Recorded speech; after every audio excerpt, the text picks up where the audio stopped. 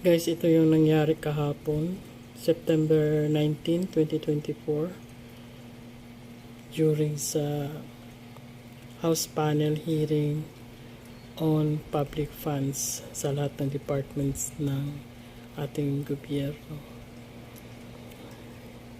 Ito ay hindi pa ito nag-umpisa. So, ayan ang ating Vice President Sara Duterte. Ayan. Hindi pa ito nag-umpisa, guys.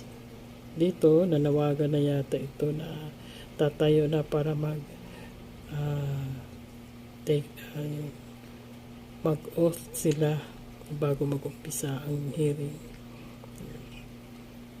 At dito na time is nag-refuse si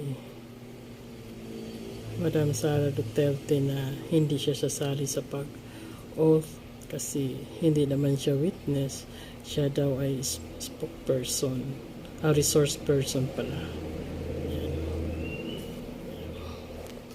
Pinaliwanag naman ni Sara ang kaibahan ng witness at resource person.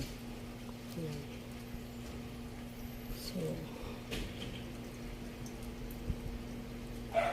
fast forward natin guys. Ayan. Ito na yung time na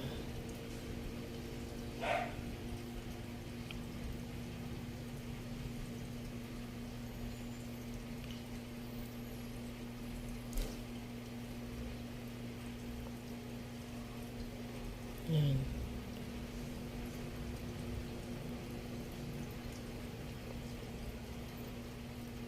Kasi si Vice President Sara, hindi siya tatayo para mag-oath kasi hindi naman daw siya kasali dyan. Kasi hindi nga siya witness, siya ay resource person. Ayan guys, so tumayo na sila. Pero si Sara Duterte hindi tumayo. At dito yata nagpaalam na siya na since hindi siya kasali sa may inquiry, pwede na ba siyang umuwi.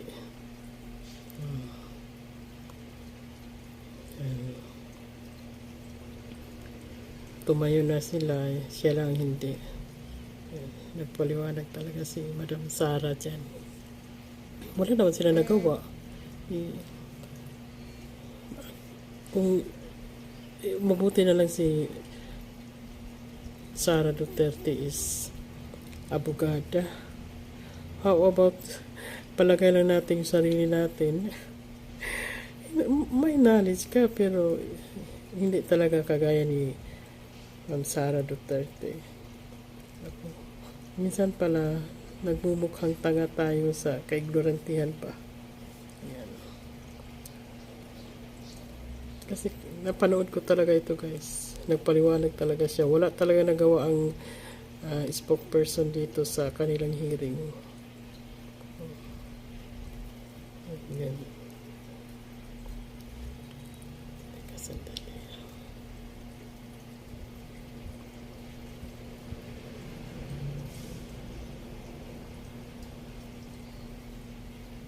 Ayan, tumayo na sila. Kita nyo guys. Tapos sila nag-oath pero si Sara Duterte hindi talaga tumayo. Kung marinig nyo guys ang pangyayari, talagang hindi siya dapat tumayo. Kasi nga, hindi na tugma sa kanyang posisyon dyan kasi siya ay resource person. Hindi naman siya witness. Sa term lang na witness, you have to defend for yourself na nagiging witness ka. Hindi naman witness, hindi naman, kumbaga hindi naman siya akusado. Bakit mag-oath siya? Kaya dito, sa time na ito, nagpaalam na ito si Sara Duterte sa kanila na aalis na yata siya. Yan. Fast forward natin guys. Yan. So, ito na yon, nagpaalam na siya kung pwede umalis na siya dahil at ano din nagpaliwanag din siya dito na sa kanya